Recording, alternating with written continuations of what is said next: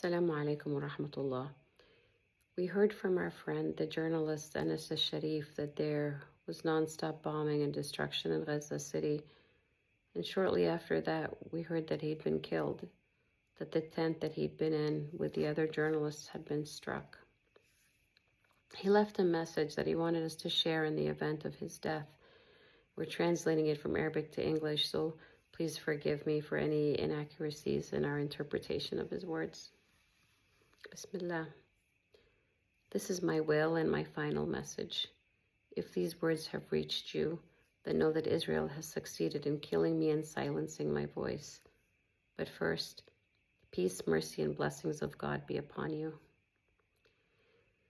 God knows that I have given all of my effort and strength to be a support and a voice for my people ever since I first opened my eyes to life in the alleys and streets of the Jabalia refugee camp. My hope had been that God would extend my life until I could return with my family and loved ones to our original town, occupied Ashkelon, Al-Majdal. But God's will came first, and his decree has been carried out. I have lived through pain in all of its forms, tasting grief and loss time and again. But despite this, I have never hesitated to convey the truth as it is, without falsification or distortion, knowing that God will bear witness against those who remained silent, those who accepted our killing, and those who choked our breaths. Our children's and women's torn bodies moved nothing in their hearts, nor did they stop the massacre that our people had been subjected to. But I entrust you with Palestine, the jewel of the crown of Muslims and the heartbeat of every free soul in this world. I entrust you with its people, with its wronged, innocent children, who are not given the chance to dream or to live in safety and peace, whose pure bodies were crushed under thousands of tons of Israeli bombs and missiles, torn apart and splattered against the walls.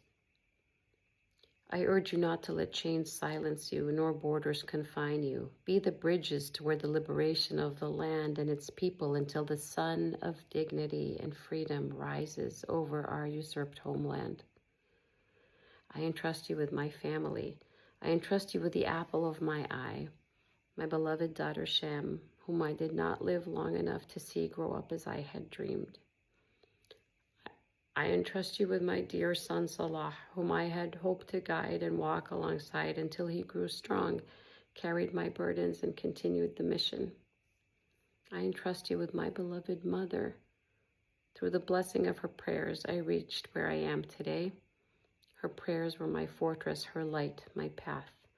I pray that God strengthens her heart and rewards her abundantly on my behalf.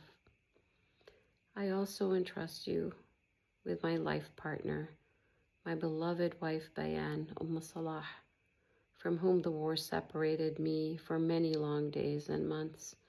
Yet she remained true to our covenant, steadfast like the trunk of an unbending olive tree, patient and trusting in God, carrying the responsibility in my absence with strength and faith.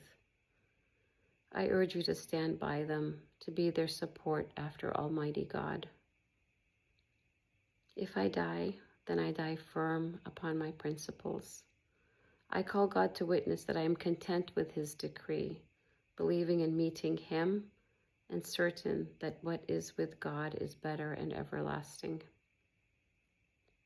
O God, accept me among the martyrs.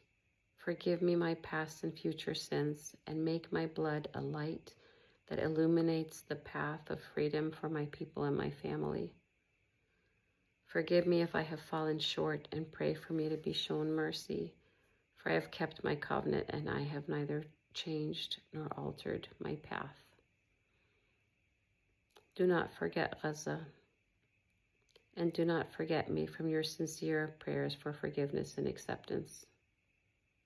Anas Jamal Al-Sharif, June 4th, 2025. Assalamu alaikum wa rahmatullah.